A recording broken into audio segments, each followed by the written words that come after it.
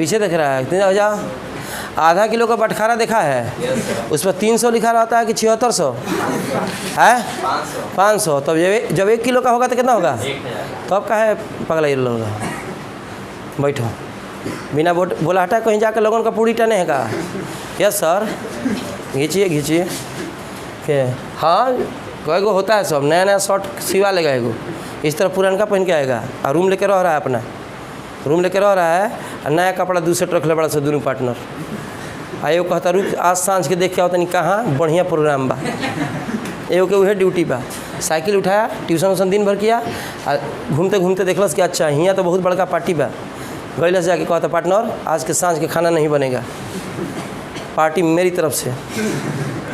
अपने ड्रेस पहना, उसको भी नया नया ड्रेस पहनाया, जाके खाना चालू कर दिया। जहाँ रसगुल्ला का प्रावधान है कि एक ही को देना है, वहाँ कहता 2 को दे। तो जानता रहिए दूल्हा पार्टी के ही हम 2 मिनट में निकाल के बाहर हो जाएगा।